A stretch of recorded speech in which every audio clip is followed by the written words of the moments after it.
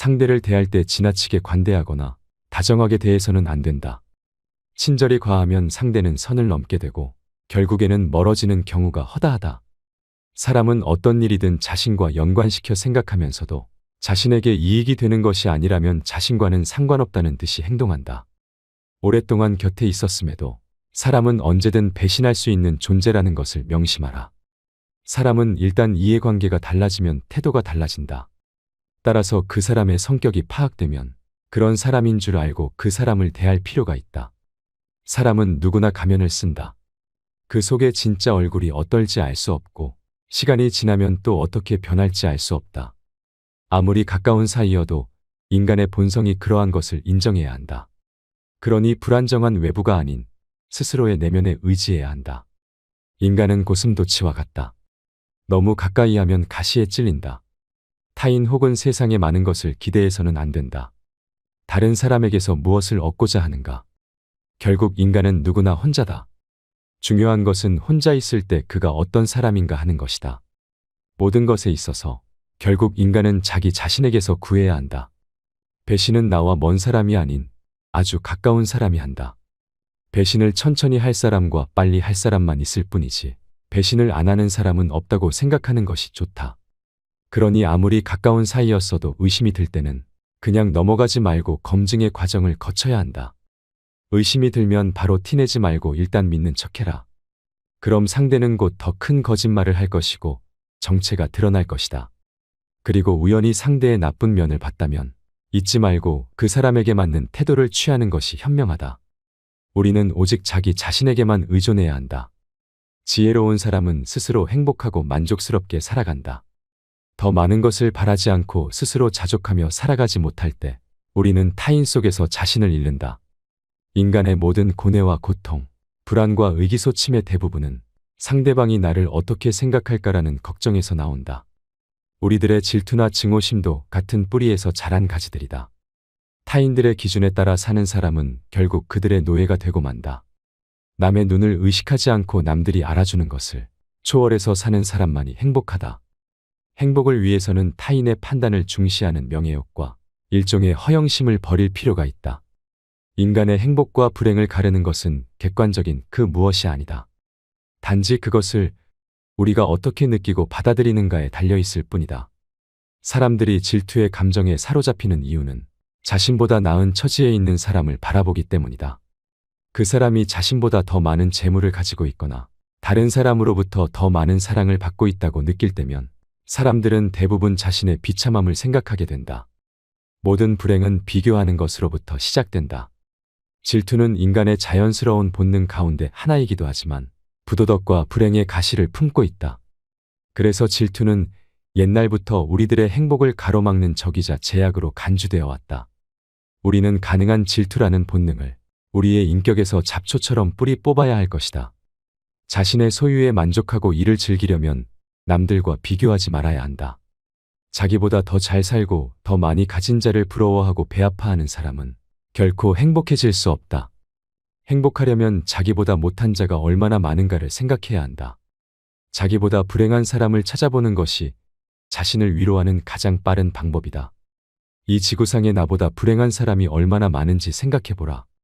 태어날 때부터 앞을 보지 못하거나 듣지 못하는 사람들, 한 끼 식사조차 제대로 못하는 사람들, 그들도 역시 그대의 주변에서 그대와 함께 살아가고 있는 사람들이다. 지금 얼마나 많은 사람들이 당신보다 앞서 있는가를 생각하기보다는 얼마나 많은 사람들이 당신의 뒤를 따르고 있는가를 생각하라. 인간이 살고 있는 이 세상은 그가 바라보는 각도에 따라 모양이 달라진다. 우리는 흔히 자기가 가진 것은 생각하지 못하고 자신에게 부족한 것만 생각하기 마련이다. 그대로 불행의 길을 걷게 된다. 우리는 항상 위보다 아래를 보고 살아가야 하며 자기보다 행복하다고 여기는 사람이 겉으로 보기에만 그런 것인지 아니면 실제로는 불행을 감추고 사는 것은 아닌지 의심해 봐야 한다. 지금 다른 사람들의 상황을 부러워하고 있는가? 사실 그 사람들의 상황은 그 사람들의 성격에 맞을 뿐이고 당신 성격에 맞는 것은 아닐 수도 있다. 만일 당신이 그 상황에 놓인다면 자기를 불행하게 느낄 것이고 참기 힘들어질 수도 있다. 물고기에게는 물속이, 새에게는 하늘이, 두더지에게는 땅속이 행복한 것처럼 자기에게 적합한 분위기만이 행복을 주는 것이다. 자기 마음이 어떻게 움직이는가에 따라 행복과 불행은 서로 위치를 바꾼다. 이미 바꿀 수 없는 불행한 과거는 되도록 빨리 잊어버리자. 또한 언제 닥칠지 모르는 미래 때문에 마음의 평화를 잃는 일은 없어야 한다. 이를테면 우리는 불행한 일이 절대로 일어나지 않을 것이라거나 적어도 지금 당장은 일어나지 않을 것이라는 것을 안다. 타인과의 관계도 마찬가지다. 타인의 관계를 유지하기 위해 연연하지 말고 자신의 생각과 판단을 중심으로 살아야 행복해질 수 있다. 우리가 남의 평가를 중요하게 생각할수록 스스로에게 해가 되고 점점 약해진다. 그러니 본능을 잘 다스려 남의 칭찬이나 비난에 흔들리지 말고 내 생각과 주관을 우선으로 생각해야 한다. 남의 눈을 의식하지 않고 남이 알아주는 걸 개의치 않는 사람은 훨씬 행복하다. 일의 내용이나 결과보다 더욱 중요한 것은 그 일에 대해 내가 어떻게 생각하느냐이다. 남들이 뭐라고 생각할까? 늘 이런 생각에 사로잡혀 사는 사람은 노예일 뿐이다. 노예는 늘 주인의 눈치를 살피고 주인의 명령에 따라야 하는 운명이다. 왜 남을 나의 주인으로 만드는 노예의 짓을 하려고 하는가? 결국 인간의 행복은 얼마나 홀로 잘 견딜 수 있는가에 달려있다. 우리가 느끼는 거의 모든 슬픔은 사람들과의 관계에서 발생한다. 우리는 다른 사람들과 같아지기 위해 우리 인생의 대부분을 낭비한다. 사람들의 눈높이에 나를 맞추려는 데서 모든 불행이 시작된다. 사람은 혼자일 때 온전히 자신이 될 수 있다. 그가 고독을 사랑하지 않는다면 자유를 사랑하지 않는 것이다. 인간의 사교는 사교가 좋아서가 아니라 고독이 두려워서이다. 나는 어쩔 수 없이 나다. 내가 나를 부끄러워하지 않는다면 사람들도 나를 부끄러워하지 않게 될 것이다. 우리의 모든 불행은 혼자 있을 수 없는 데서 생길 것이다. 그러니 고독을 사랑하는 습관을 가져야 한다. 남들과 달리 뛰어난 개성을 지닌 사람은 본질적으로 타고난 것이 고립의 성향이기 때문에 젊은 시절에는 어려움을 느끼지만 나이가 들면 오히려 자유로운 기분이 들게 될 것이다. 젊은 시절에는 고독을 사랑하는 습관을 어렵게 가질 수 있었다면 이제는 그런 마음이 아주 편안하고 간단한 것들이 될 수 있다. 즉 고독한 마음은 마치 물 만난 물고기처럼 아주 자연스럽게 되는 것이다. 삶이 어떤 것으로 다가오는가 하는 문제는 전적으로 그 사람의 기분에 따라 달라진다. 젊고 아름답고 부유한 사람이라고 해도 그 사람이 진정으로 행복한지 아닌지는 판단할 수 없다. 행복은 결코 객관적인 사실 속에 존재하는 것이 아니기 때문이다. 행복한 인생을 만드는 것은 전적으로 나에게 달려있다. 나에게 없는 것을 남과 비교하지 말고 나에게 있는 것을 인정해 주어라. 나에게 무엇이 있는지 잘 들여다봐라. 소유나 명성보다 존재 자체가 훨씬 중요하다. 우리의 인생에서 주관은 객관보다 훨씬 본질적이며 즐거움은 주관적 인식에서 나온다. 그러므로 있는 그대로의 나를 인정해 주지 못하는 사람은 얼마나 고통스럽겠는가. 그러니 자신의 내면을 들여다볼 시간을 반드시 가져라. 자신의 내면뿐만 아니라 스스로가 어떤 것을 좋아하는지도 지켜봐야 한다. 그리고 자신의 능력을 정확히 파악하여 자신에게 잘 맞는 일을 찾는다면 행복을 느끼기 쉬워질 것이다. 자신에게 어울리지 않는 일을 선택하는 사람은 불행을 면하기 어려우니 자신을 잘 들여다보는 것은 계속해서 중요하다. 과거에 대한 후회 따위로 나를 괴로움 속에 방치하지 마라. 세상에는 어디에서나 모든 것들에 들러붙어서 무엇이든 항상 취할 준비가 되어 있는 천민 무리가 있다고 한다. 그들은 무수히 때로 몰려들어 있는 해충과도 같은 존재일 것이다.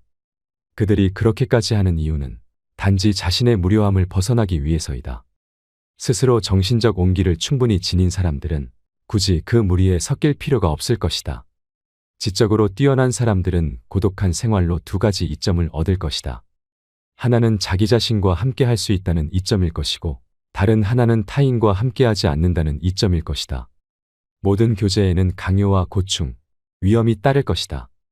이것을 감안할 때 두 번째 이점은 높이 평가받을 만한 것이다. 사교란 때로는 도덕적으로 문제가 있거나 불합리한 사람과도 접촉하게 되므로 위험한 일이기도 할 것이다.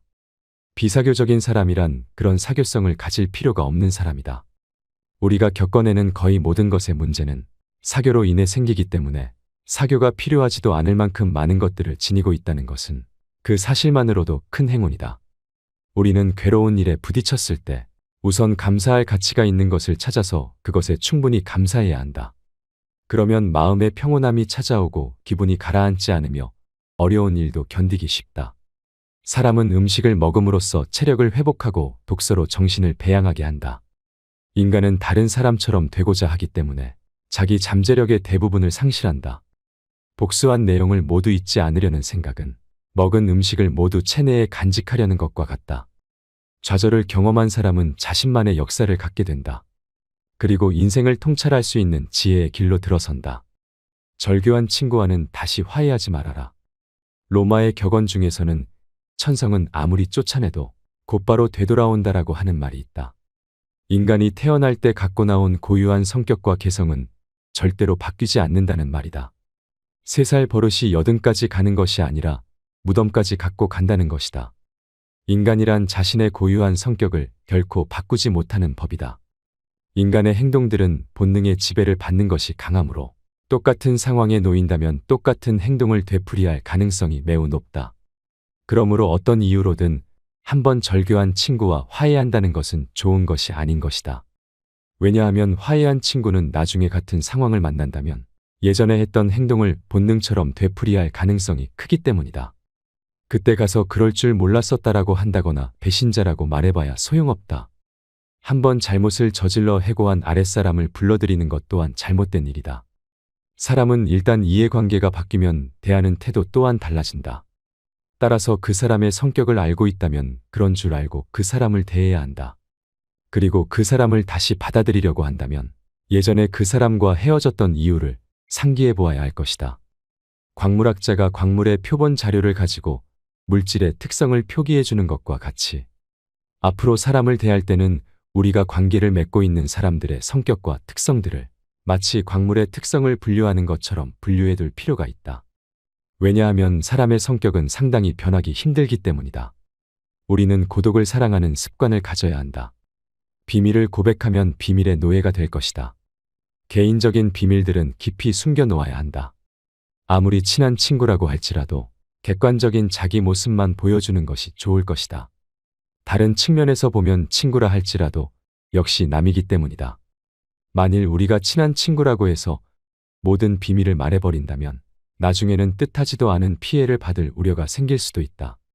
예로부터 말을 아끼는 것을 처세술의 근본으로 삼은 것은 이 때문일 것이다. 아라비아의 속담을 보면 적에게 알려서 안 될 비밀은 친구에게도 말하지 않아야 한다. 비밀을 지키면 비밀의 주인이 되지만 비밀을 고백하면 비밀의 노예가 될 것이기 때문이다. 그리고 평화의 열매는 침묵의 나무에서 열리는 것이다. 다른 사람의 잘못을 고치는 일은 거의 불가능한 일이다. 다른 사람의 생각이나 의견을 반박해서는 안 될 것이다. 다른 사람을 불합리한 생각과 허망에서 벗어나게 하려는 것들은 비록 구약성서에 나오는 인물처럼 900세 이상까지 살아도 그 목적을 달성할 수 없는 일들일 것이다. 또한 다른 사람과 이야기할 때는 아무리 호의적으로 말한다 하더라도 상대방의 잘못을 비난해서는 안 될 것이다. 상대방이 잘못을 인정하기란 매우 어렵기 때문이다.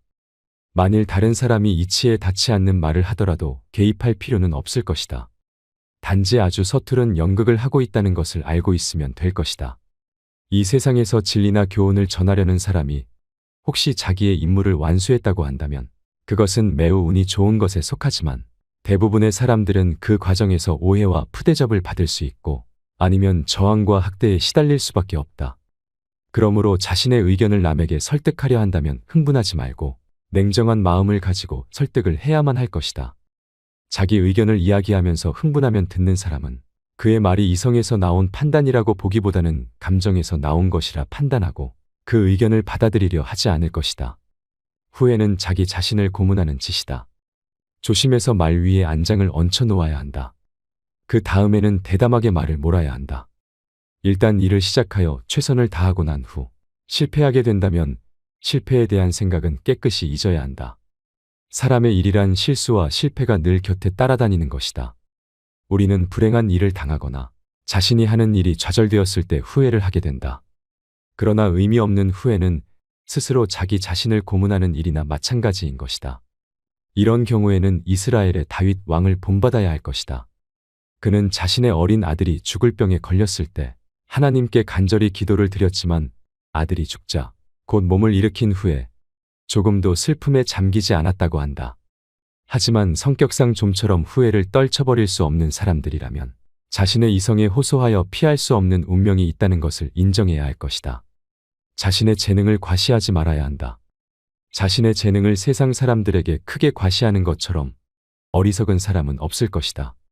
사람들이 다른 사람의 재능을 보면 칭찬할 것 같겠지만 오히려 시기와 질투심에 사로잡혀 버린다. 특히 경쟁 관계에 있는 사람들로부터는 증오나 원한을 사게 될 것이다. 자기 자신만의 뛰어난 재능을 과시하는 순간 공격의 대상이 될 수도 있다는 사실을 잊어서는 안 된다. 그리고 인간의 가장 큰 본능은 쾌락과 허영심을 만족시키는 일이기 때문이다. 쾌락과 허영심은 다른 사람과 자기 자신을 비교한 우월감에서 나오는 것들이다. 사람들이 함께 있는 가운데 어떤 사람이 뛰어난 재능을 가졌다는 것은 다른 많은 사람들에게 정신적 모욕감이나 패배감을 줄 수도 있는 것이다. 이렇게 되면 미움과 분노를 품고 어떠한 방식으로든 보복하려고 할 수도 있다. 따라서 재능이 뛰어난 사람들이 가장 먼저 해야 하는 일이란 자신을 위해 재능을 감추는 것이다. 재능이 뛰어난 사람들은 자신이 다른 사람들과 같이 평범하다는 것을 의도적으로 보여주어야 할 것이다. 높은 지위에 오른다거나 돈이 많은 사람들은 남들의 부러움과 존경의 대상이 될 수 있지만 재능이 뛰어난 사람이 존경을 받는 일은 거의 없다고 볼 수 있을 것이다. 사람들은 사람의 따뜻한 체온을 원한다. 그래서 햇빛이나 난로 곁에 가까이 다가가려고 한다. 이런 일들은 본능적인 충동과도 같기 때문에 사람들은 자기에게 따뜻함이 느껴지는 기쁨을 주는 사람과 만나려고 하는 본능이 있다. 그런 사람이란 남자는 지능이 좀 모자란 사람일 것이고 여자라면 미모가 떨어지는 사람일 것이다. 뛰어난 미모를 가진 여자는 친구들이 없을 가능성이 높다. 누가 뛰어난 미모를 가진 여자와 어깨를 나란히 할 수 있을까 하지만 조금 못생긴 여자들 곁에는 미인 친구들이 많이 있을 수 있다. 더욱이 못생긴 여자가 신분이 높은 경우에는 크게 환영을 받을 것이다. 남자 역시 머리가 뛰어난 천재에게는 사람들이 모여들지 않을 수 있다. 이렇게 남자들은 조금 바보같이 보여야 하고 여자들은 외모가 조금 떨어져 보여야 다른 사람들이 쉽게 친밀감을 느낄 수 있다. 남들의 판단에 의존하지 마라. 인간의 명예라는 것은 제3자를 기준으로 하는 것이다. 그래서 남으로부터 찬사를 받거나 모욕과 경멸을 받았을 때 어떻게 대처하느냐는 개인의 성향에 달려있고 이에 따라 행복과 불행이 나뉘어진다. 남으로부터 찬사나 아부받기를 좋아하거나 남의 비난에 대해 지나치게 반응하는 사람들, 남이 자기를 판단해 주는 것에 따라 사는 사람들은 결국 사람들의 노예에 불과하다. 우리가 행복을 느끼기 위해서는 자신의 자아와 사람들의 눈에 비친 자신을 비교하여 올바른 판단을 내려야 한다. 왜냐하면 자신에 대한 제3자의 판단이란 아주 불확실한 것이다. 예를 들면 그 사람이 어떤 일에 깊은 편견을 가진 사람일 수도 있고 자신에 대해 큰 오해를 하고 있을 수도 있고 사고방식이 천박하고 무가치한 사람일 수도 있고 생각이 빈약한 사람일 수도 있기 때문이다. 이렇게 자신의 행복을 자아에서 찾지 못하고 제3자인 남에게서 찾거나 의존하려는 사람들은 불행할 수밖에 없다. 단조롭고 단순함이 행복에 이르는 길이다. 우리를 행복하게 하는 것은 아주 작고 사소한 일을 하는 데 있다고 한다. 사소하고 작은 일이란 무엇이 있을까? 혼자 책을 보거나 음악 감상, 명상을 즐기고 혹은 집안을 청소하는 것들의 일을 말하는 것일 수 있다. 즉 일상에서 우리가 늘 하고 있는 일 그 자체를 말할 것이다. 우리는 넓은 것을 바라보는 것보다 좁은 것을 바라볼수록 또는 행동 범위가 넓은 것보다 좁을수록 더욱 큰 행복을 누릴 수 있다. 세상을 넓게 보게 되면 욕망이 커진다. 세상을 보는 눈과 행동을 넓게 할수록 욕망이 커지고 욕망이 커지면 자신에 대한 만족도가 떨어지게 될 것이다. 또한 사람을 많이 만날수록 친구가 많을수록 좋아하는 사람이 많을수록 소망과 욕망이 커지게 되면서 불행해질 수 있는 가능성도 커지게 될 것이다. 행복하려면 자기보다 못한 사람들이 얼마나 많은가를 생각해야 한다. 우리는 항상 위보다 아래를 보고 살아가야 하며 자기보다 행복하다고 여기는 사람이 보여지는 것으로만 그런 것인지 아니면 실제로는 불행을 감추고 사는 것인지도 따져봐야 한다. 사람이 자신을 위로하는 가장 빠른 방법은 자기보다 불행한 사람을 찾아보는 것이다. 실제로 사람은 생각보다 남에게 관심이 없다고 합니다. 대다수의 사람들은 매우 주관적이기 때문에 근본적으로 자기 자신과 관련된 것 이외에는 관심조차 없는 것입니다. 그래서 우리는 모든 것을 자기 자신과 연관시켜서 생각합니다. 자기 자신과 관련된 일이라면 그것이 설령 우연히 일어나고 멀리에 있는 것이라고 해도 그 일에 온 신경을 집중합니다. 그래서 어떤 일이 중요하다는 근거가 제시되어도 그것이 자신의 이익이나 허영심에 반대되는 것이라면 관련 없는 것으로 취급해버립니다. 그러니 타인을 과도하게 의식하면서 살 필요가 없습니다. 나의 시간과 감정을 온전히 나에게만 사용하고 불필요하게 타인에게 사용하지 않는 것도 세상을 살아가는 지혜가 될 것입니다. 이상으로 책틀맨이었습니다. 지혜를 쌓는 당신의 오늘이 아름답습니다. 더 좋은 영상으로 찾아뵙겠습니다. 다른 사람을 바꾸려고 하지 마세요. 타인은 쉽게 변하지 않습니다. 타인을 바꾸기보다는 자신을 바꾸는 게 더 쉽습니다. 이제 그만 깨어나십시오. 여러분의 지혜로운 삶을 위해 늘 필요한 4가지가 있습니다. 첫째로 필요한 것은 자각하지 못한 부정적 감정들과 접촉하는 일입니다. 많은 사람들이 자기도 모르게 부정적 감정들을 가지고 있습니다. 많은 사람들이 우울해 있으면서도 우울하다는 걸 의식하지 못하고 있습니다. 얼마나 우울했는가를 비로소 이해하는 때는 기쁨을 접할 때뿐입니다. 검진되지 않은 암을 치료받을 수는 없습니다. 농장의 해충들도 그 존재들이 있다는 사실을 알아채지 못하면 퇴치할 수 없습니다. 첫째로 필요한 것은 부정적 감정들에 대한 자각입니다. 예를 들어 우울함과 같은 것들입니다. 여러분은 우울하거나 침울하게 느끼고 있습니다. 많은 사람들이 자기 혐오감이나 죄의식을 느끼며 삶이 속절없고 무의미하다고 느낍니다. 상심하거나 신경질을 부리거나 긴장을 합니다. 그런 감정들을 먼저 만나십시오. 둘째로 필요한 것은 그런 감정은 여러분 안에 있는 것이지 현실 안에 있는 것이 아님을 이해하는 것입니다. 아주 자명한 얘기인데도 많은 사람들이 그것을 알지 못합니다. 정말 그렇습니다. 철학박사 학위를 받은 사람들도 그걸 잘 이해하지 못합니다. 우리가 잘할 때를 생각해보면 내 주변의 많은 사람들이 학교 생활을 지혜롭게 잘하는 법을 가르쳐 주지는 않았지만 그 밖에 온갖 것들은 많이도 가르쳐 주었습니다. 그런 사회 속에서 제법 좋다고 하는 교육을 받았던 사람들도 어른이 되어 말합니다. 정작 그것들은 도움이 되지 못했고 그 교육을 극복하는 데에 너무 오랜 시간이 걸렸다라고 말이죠. 아시다시피 지혜를 깨닫는 것은 바로 그런 것과 관련이 있습니다. 그동안 내 마음속에 담아왔던 온갖 필요 없는 감정은 버리십시오. 사람들이 가르쳐준 온갖 쓸데없는 것들을 버리십시오. 부정적 감정들은 여러분 안에 있습니다. 현실 안에 있지 않습니다. 그러니 현실을 변화시키려 하기를 멈추십시오. 그건 미친 짓입니다. 다른 사람을 바꿔놓으려 하기를 그만두십시오. 우리는 모든 시간과 정열을 외적 상황들을 바꾸려는 데 쓰고 있습니다. 배우자와 사장, 친구와 적, 그 밖의 모든 사람들을 변화시키는데 허비하고 있습니다. 아무것도 바꿀 필요가 없습니다. 부정적인 감정들은 우리 안에 있습니다. 지상의 어느 누구도 우리를 불행하게 할 힘은 없습니다. 지상의 어떤 사건도 우리를 혼란시키고 상심케 할 힘은 없습니다. 어떤 일이나 어떤 조건, 어떤 상황 혹은 어떤 사람도 말입니다. 아무도 우리에게 이것을 말해주지 않았습니다. 정반대의 얘기들을 했을 뿐입니다. 그래서 지금 우리의 인생이 뒤죽박죽인 것입니다. 그래서 잠들어 있는 것입니다. 사람들은 말해주지 않았습니다. 그러나 이것은 아주 자명한 얘기입니다. 하지만 사람들은 그걸 알지 못합니다. 비가 와서 소풍을 망쳤다고 합시다. 누가 기분이 나빠집니까? 비일까요, 나일까요? 무엇이 부정적 감정을 일으킵니까? 비입니까? 나의 반응입니까? 무릎을 탁자에 부딪혔을 때 탁자는 아무 잘못이 없습니다. 탁자는 생긴 대로 탁자 노릇을 하느라고 바쁩니다. 아픈 데는 무릎이지 탁자가 아닙니다. 성인들은 늘 우리에게 현실이란 모두 옳다고 말해주고자 합니다. 현실 자체에 문제가 있는 게 아닙니다. 인류를 이 지상에서 치워버려도 생명은 지속될 것입니다. 그 사랑스러움과 공격성을 고스란히 유지하면서 자연은 존속할 것입니다.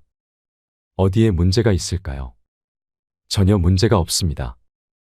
여러분이 문제를 만드는 것입니다. 여러분이 바로 문제인 겁니다. 그 감정들은 여러분 안에 있지, 현실에 있지 않습니다. 셋째는 그 감정들과 결코 동일화하지 않는 것입니다. 그것은 나와 무관합니다. 여러분의 본질적 자기를 그런 감정에 따라 정의 내리지 마십시오. 내가 우울하다고 말하지 마십시오. 그것이 우울하다라고 말한다면 그건 좋습니다. 우울이 저기 있다, 침울함이 저기 있다고 말한다면 그건 좋습니다. 그러나 내가 침울하다고 말하는 건 안 됩니다. 그건 그 감정에 맞춰서 자신을 정의 내리는 겁니다. 그건 환상입니다. 착오인 것입니다. 바로 지금 저기 우울이 있고, 바로 지금 저기 상처받은 감정이 있지만 그대로 내버려 두십시오. 홀로 놓아두십시오. 결국엔 지나가고 말 것입니다. 모든 것은 지나가기 마련입니다. 우울한 기분들과 짜릿한 감동들은 행복과 무관합니다. 그런 것들은 진짜의 왕복 운동에 불과합니다. 신나고 짜릿함을 추구한다면 우울함을 준비하고 있는 것입니다. 나에게 쾌락을 주는 도구가 있다면 중독을 각오해야 합니다. 진짜의 왕복 운동의 한 번 끝은 다음번으로 곧장 이어지기 때문입니다. 그러니 그것은 결코 행복이 될 수 없습니다. 이것은 나와 무관합니다. 행복과 무관합니다. 그저 지금의 내 것일 뿐입니다. 나 자신이 아닌 내가 현재 가지고 있는 것일 뿐이라는 것입니다. 우리가 삶을 살아가면서 앞에서 말한 이 세 가지를 반복 실행해야 합니다. 이 점을 명심한다면, 1000번 되뇌인다면, 이 세 단계를 1만 번 거친다면, 목표에 도달할지 아니면 단 3번도 필요 없을지 나로서는 알 수가 없습니다. 법칙은 없습니다. 그러나 1000번이라도 시행하십시오.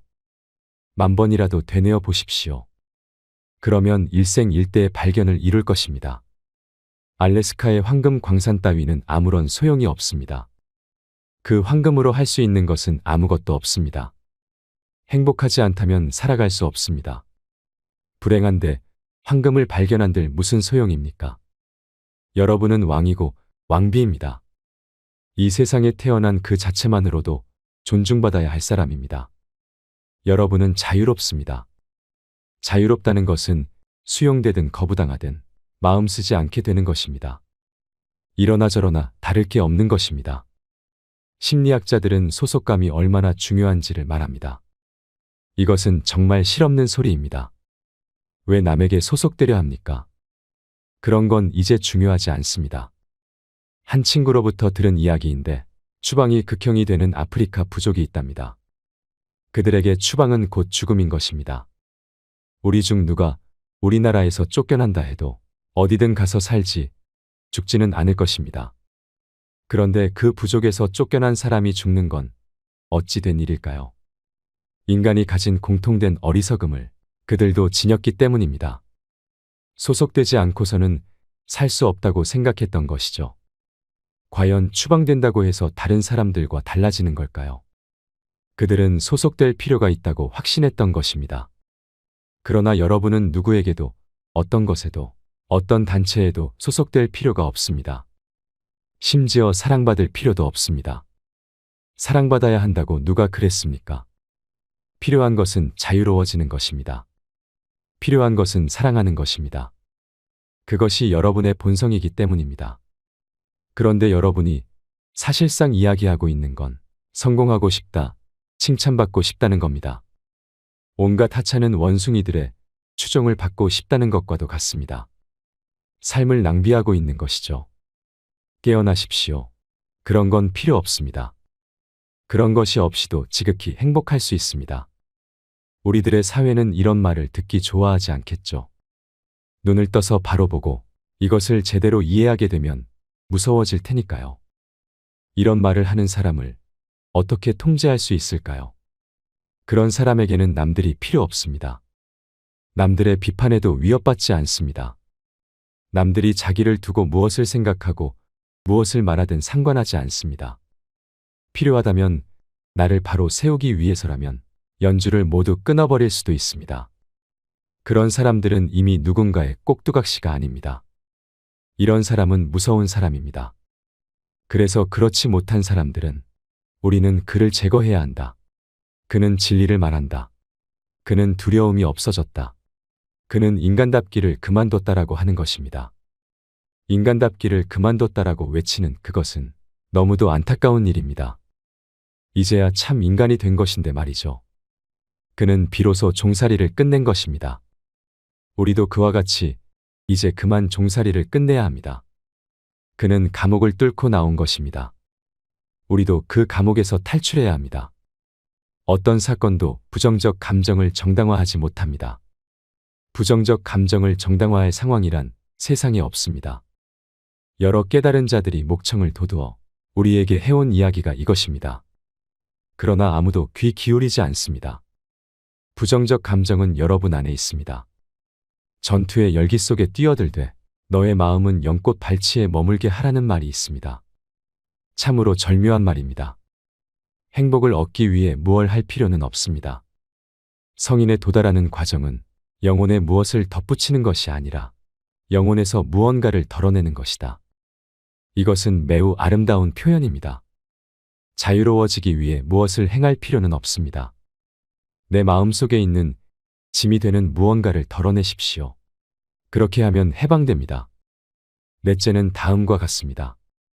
사물을 어떻게 변화시킬까요? 자신을 어떻게 변화시킬까요? 여기서는 이해해야 할 것이 많습니다. 아니, 오히려 딱 한 가지가 있는데 그것이 여러 가지로 설명될 수 있습니다. 의사를 찾아가서 자기가 왜 아픈지를 묻는 환자를 상상해 보십시오. 의사가 이렇게 말합니다. 좋습니다. 내가 당신의 증상을 알겠습니다. 그래서 내가 어떻게 할지 아십니까? 당신의 이웃에게 약을 처방해 드리겠습니다라고 말입니다. 그러면 환자는 이렇게 대답합니다. 선생님 정말 감사합니다. 그 말씀을 들으니 한결 기분이 났군요라고 말이죠. 이 이야기가 황당하지 않습니까? 그러나 그게 우리 모두가 하는 행동들입니다. 잠들어 있는 사람은 을의 상대방이 변하면 자기 기분이 나아지리라고 생각합니다. 내가 잠들어 있어서 고통받고 있는 것인데도 말입니다. 다른 사람이 변한다면 삶이 얼마나 멋질까? 내 이웃이, 내 아내가, 우리 회사 사장이 변한다면 얼마나 살맛이 날까? 이렇게 생각하는 겁니다. 우리는 항상 누군가 다른 사람이 달라져서 우리 기분이 좋아지기를 원합니다. 그러나 아내나 남편이 변한들 그게 자기에게 무슨 소용이 있느냐를 생각해 본 적이 있습니까? 여러분 자신은 여전히 상처받기 쉬운 사람일 뿐입니다. 여전히 바보인 것이고 여전히 잠들어 있을 뿐입니다. 달라질 필요가 있는 사람, 약이 필요한 사람은 바로 여러분 자신입니다. 이웃이 아닙니다. 우리들은 세상이 옳기 때문에 내가 기분이 좋다라고 고집을 부리고 있습니다. 이것은 정답이 아닙니다.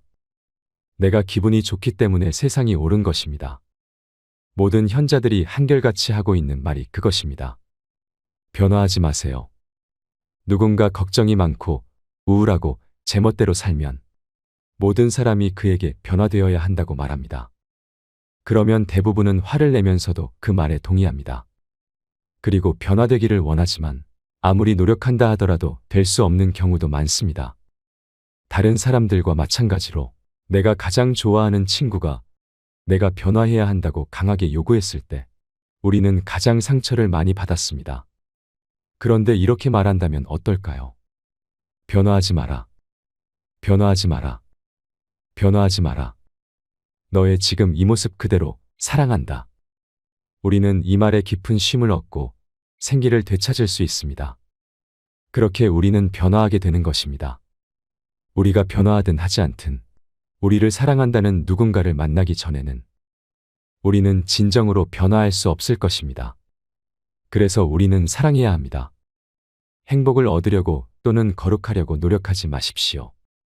당신은 이미 행복하고 거룩합니다. 다 이루어져 있음을 믿음으로 알면 당신은 비로소 깨닫게 될 것입니다. 열매는 나무에 붙어 있기만 하면 저절로 열립니다. 우리가 깨달으면 내가 완전하며 무엇 하나 부족하지 않음을 알게 될 것입니다. 노력으로 행동을 바꿀 수는 있지만 당신을 변화시킬 수는 없습니다. 노력으로 입에 음식을 넣을 수는 있지만 식욕을 만들 수는 없습니다. 노력으로 잠자리에 머무르게 할 수는 있지만 잠이 들게 할 수는 없습니다. 노력으로 봉사 활동을 할 수도 있지만 사랑 그 자체를 만들지는 못합니다. 노력으로 억지로 칭찬할 수는 있지만 참된 존경심을 만들 수는 없습니다. 노력으로 얻을 수 있는 것은 오직 한 가지. 나를 억제는 고통과 억압뿐입니다. 알고 이해하는 것만이 당신이 할 일입니다. 행복을 깨달으면 행복은 사라지고 행복한 상태만 남습니다. 자만심을 깨달으면 자만심은 떨어져 나가고 겸손이라는 결과만 남습니다. 두려움을 깨달으면 두려움은 사라지고 사랑만이 존재합니다. 집착을 깨달으면 집착은 사라지고 온전한 자유만이 남습니다. 지금 이 순간 깨어있는 그대로를 알아차림으로 참 행복과 참 사랑과 참 기쁨을 누려보십시오.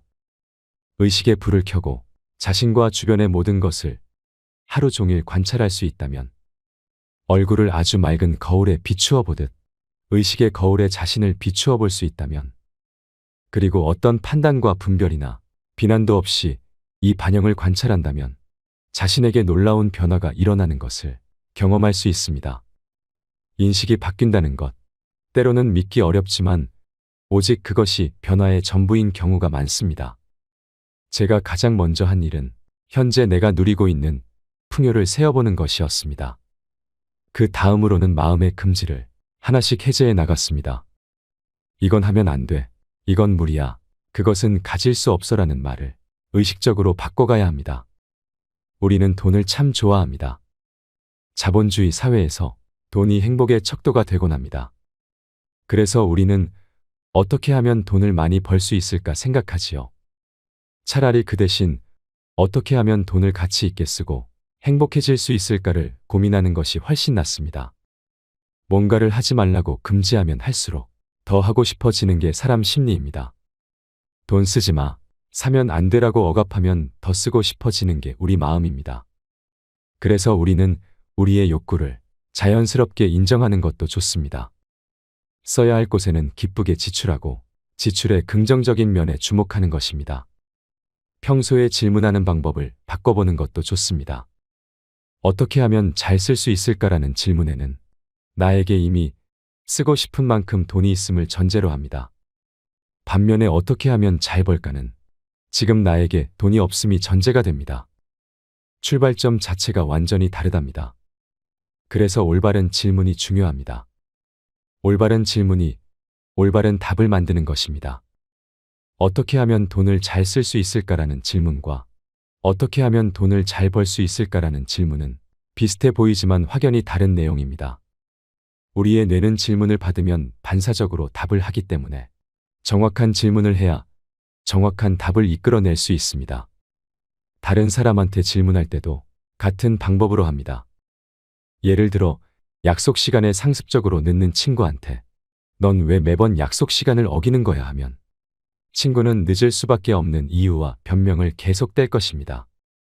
그럴 때는 거꾸로 어떻게 하면 제 시간에 올 수 있겠니라고 물어보는 게 훨씬 더 유익합니다. 나아지겠다는 의도는 있는데 생활이 맴돌이 하는 것 같고 눈에 띄는 발전이 없다고 느낀다면 자신이 습관적으로 어떤 질문을 하는지 살펴보고 바꾸셔야 합니다. 스노우볼 효과라고 들어보셨나요? 겨울에 눈을 뭉쳐 눈사람을 만든다고 생각해 보세요.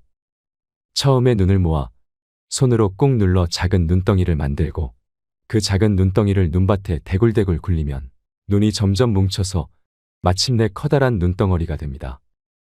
큰 산에서 눈사태가 나는 원리가 이것입니다. 풍요의 성격도 딱 이와 같습니다. 풍요로운 마음과 감사는 역시 풍요로운 환경을 끌어옵니다. 이는 예외가 없습니다. 자신이 실천하느냐 마느냐의 차이만 있을 뿐입니다. 생텍쥐페리는 이런 말을 했습니다. 만일 당신이 큰 배를 만들고 싶다면 사람들에게 배 만드는 법을 가르치지 말라.